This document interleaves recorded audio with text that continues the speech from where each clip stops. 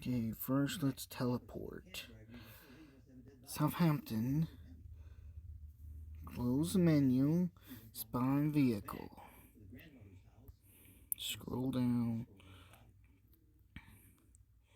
Bingo.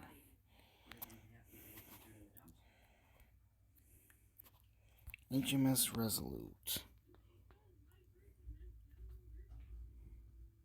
Load.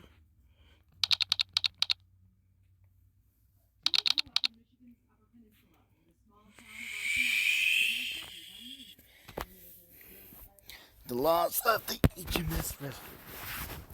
1942. The Resolute was on troopship duties for the Royal Navy. She was formerly the White Star liner Britannic. But during the war, she met her end.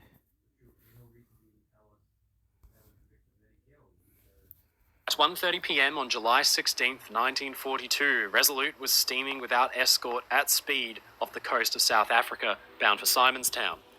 Aboard her were 7,780 men, predominantly from the 51st Highlander Division destined for North Africa. Unbeknownst to the ship's crew, however, her position had been monitored by U-boats lying in wait for British shipping off the coast. At 1:30, her zigzag course brought her perfectly within the sights of the Type 9 U-boat U-172, commanded by Captain Lieutenant Carl Emmerman. Emmerman fired a spread of 4 torpedoes at an almost perfect 90-degree firing angle. 2 of the torpedoes fell astern, but the 2 others found their mark.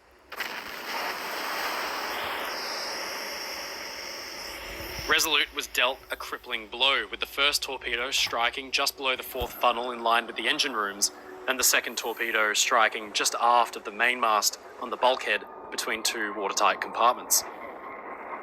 The impact of the 2 almost simultaneous strikes was enormous, and all the safety measures taken in the wake of the Titanic disaster back in 1912 were completely overwhelmed.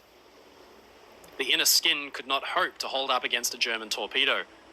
Many of the engineers on watch at the time of the impact in the engine rooms were eviscerated, and the ship immediately began to take on an enormous amount of water. By this point, we've been torpedoed. The Type 9 U-boat had attacked us. The ship is starting to rock violently from the force of the impact.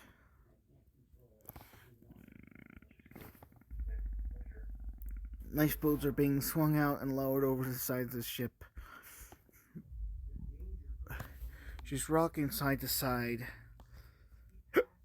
Very violent pattern.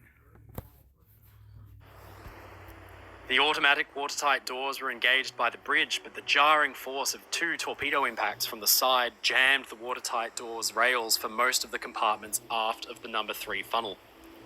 With no way to close them, the Resolute was now flooding uncontrollably, and the ship was doomed. Only the forward doors closed, so the ship will only last for a few more minutes till she's underwater. Lifeboats are being launched. The ship's being evacuated.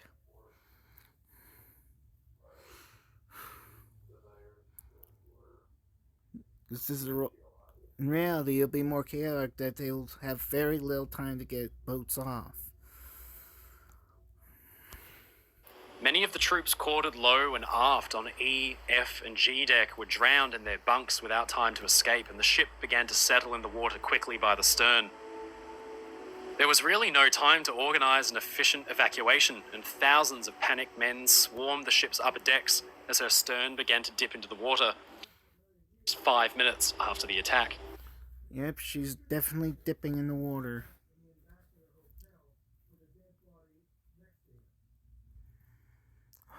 She's dipping into the water at a steady pace.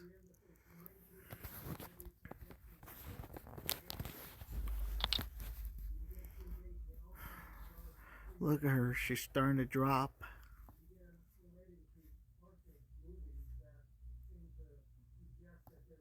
The lifeboats are moving quickly.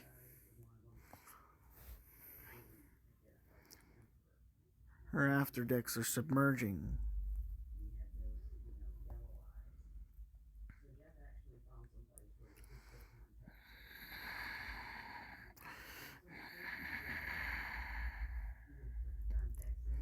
decks and stern are flooding.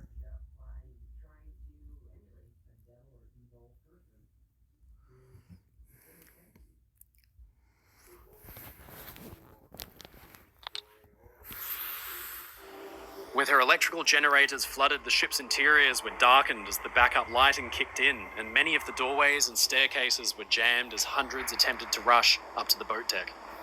A few lifeboats were lowered as the crew attempted to regain control of the situation, but most of them remained attached to the ship as the bow began to rise into the air. Just 12 minutes after having been hit, Resolute's funnels began to collapse as water raced up the boat deck. We haven't reached that point yet, but when we do, it'll be pretty scary because the ship is starting to go.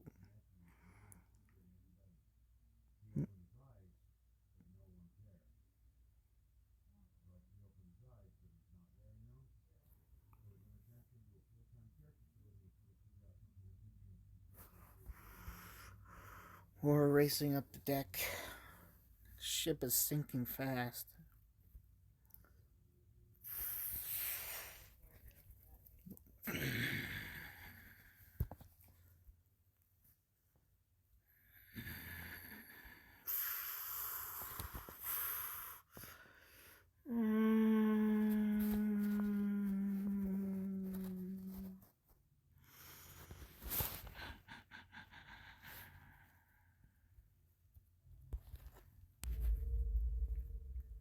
The Resolute is submerging at an alarming rate.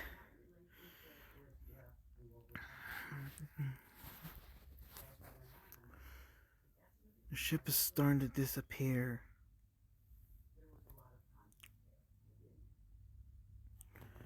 The lower decks and stern are flooding faster and faster. The Resolute is sinking fast. We don't have much time.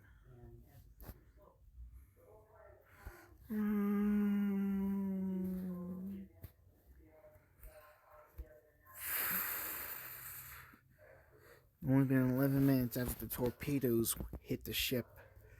Water's starting to approach the boat deck.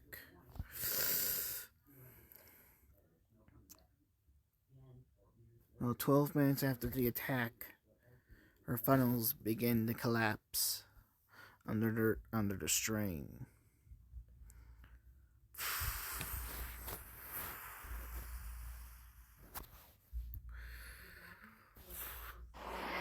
A huge wave knocked men sprawling into the ocean as water surged inside, unhampered by watertight doors. It was only the forwardmost doors that had been able to close, so that by the time the bow was about 30 or 40 degrees up into the air, the ship began to sink slightly slower, giving the crew time to free some of the quick-release Kali floats. The Kali floats were used on troop ships during the Second World War, and with the Britannic, now known as the Resolute, sinking. With the Resolute sinking fast, she began to slide. Her power was fading. Her backup generators were finally starting to flood as the ship began to plunge. Her power finally goes out, leaving a dark shadow in the water. Her forward funnel finally collapses as the ship began to go.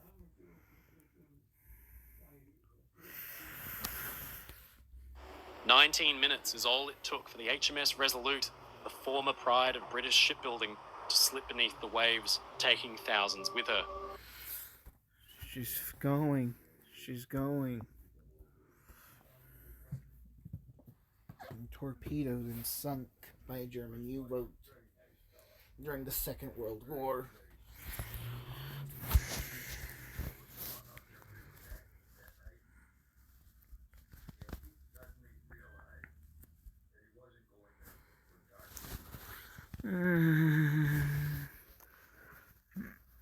The ship's sinking fast.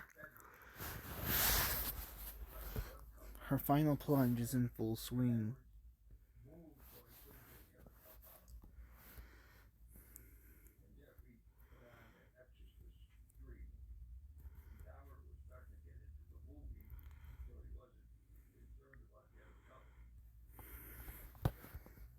The Resolute is going down at an alarming rate.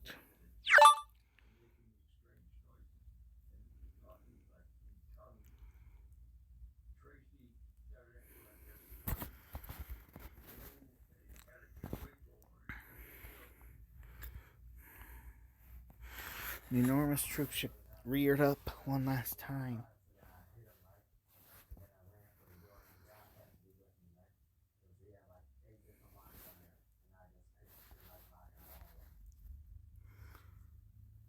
Her stern already disappeared. Her bow struggling to last.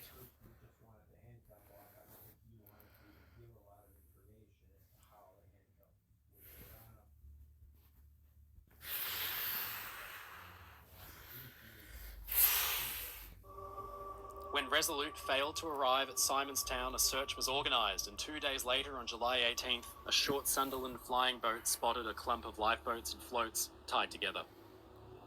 In all, 6,348 men were lost in a devastating blow. In fact, the blow to morale was so great that the true cost of Resolute's loss was covered up by the Admiralty, and few details were given to their next of kin until after the war.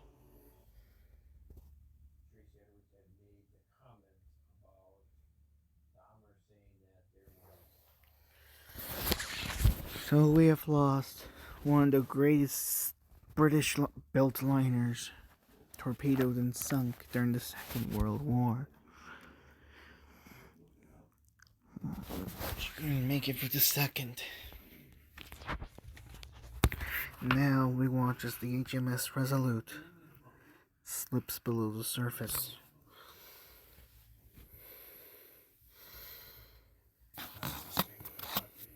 The U-boat that attacked us fired 4 torpedoes. 2 of them missed, but 2 hit the engine room, sinking the ship.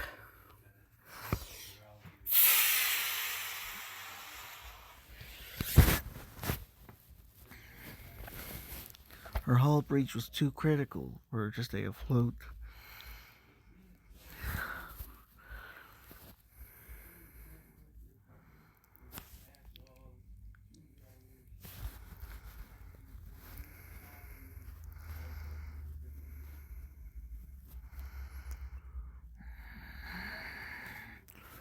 Resolute finally founders.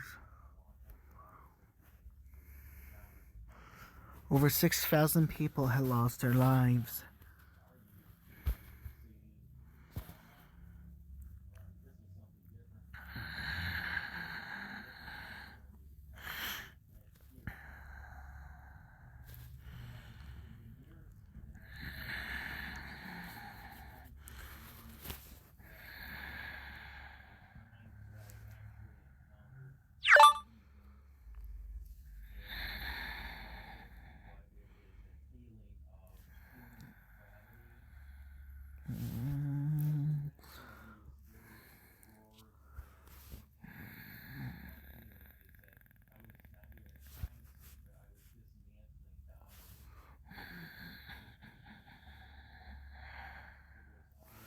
And she's gone.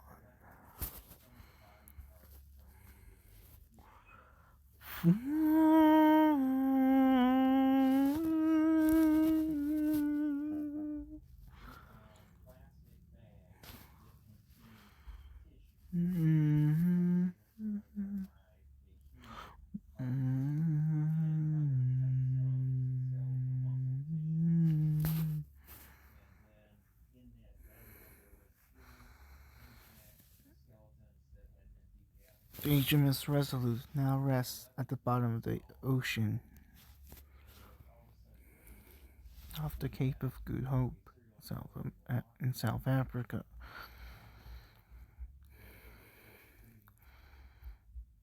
Where she rests today.